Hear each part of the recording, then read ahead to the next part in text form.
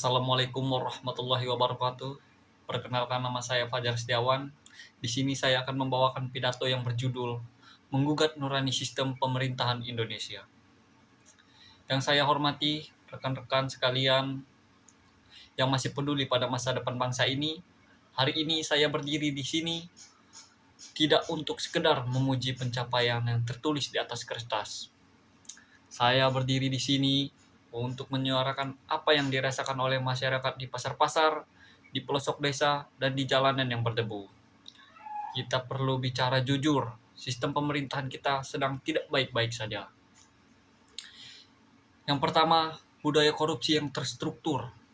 Masalah terbesar kita bukanlah kurangnya orang pintar, melainkan krisis integritas. Kita melihat bagaimana korupsi bukan lagi sekedar khilafan individu, melainkan seolah-olah menjadi pelumas dalam roda birokrasi. Jabatan seringkali dipandang sebagai lahan basah untuk mengembalikan modal kampanye, bukan sebagai amanah suci untuk melayani. Yang kedua, birokrasi yang berbelit dan absurd. Kita sering mendengar jargon reformasi birokrasi, namun kenyataannya rakyat masih sering terjebak dalam labirin prosedur yang melelahkan. Jika ada cara yang sulit, mengapa harus dipermudah? Mentalitas, kalau bisa dipersulit, kenapa harus dipermudah? Ini adalah parasit yang membunuh efektivitas pelayanan publik dan menghambat kemajuan ekonomi kita. Yang ketiga, penegakan hukum yang tajam ke bawah tumpul ke atas. Sistem pemerintahan yang sehat masyarakat hukum sebagai panglima, namun ada yang kita lihat hukum seringkali tampak seperti jaring laba-laba, hanya mampu menjerat yang kecil dan lemah, namun jebol diterjang oleh mereka yang memiliki kuasa dan harta. Ketimpangan ini menciptakan rasa ketidakadilan yang mendalam di hati rakyat.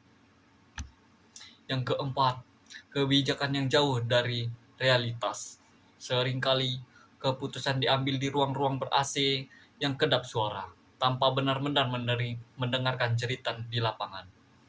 Kebijakan seringkali bersifat reaktif dan jangka pendek, hanya demi kepentingan elektorat sesaat, mengabaikan visi jangka panjang dan kesejahteraan anak cucu kita. Rekan-rekan yang saya banggakan, mengkritik bukan berarti membenci. Justru karena kita mencintai negeri ini, kita tidak boleh mendiamkan borok yang kian meradang. Solusi bukan sekedar ganti wajah, tapi juga ganti sistem dan budaya kerja.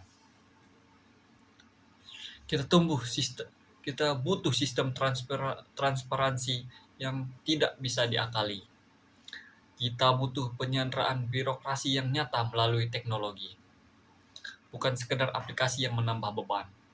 Dan yang terpenting, kita butuh pemimpin yang memiliki keberanian moral untuk memutus rantai nepotisme.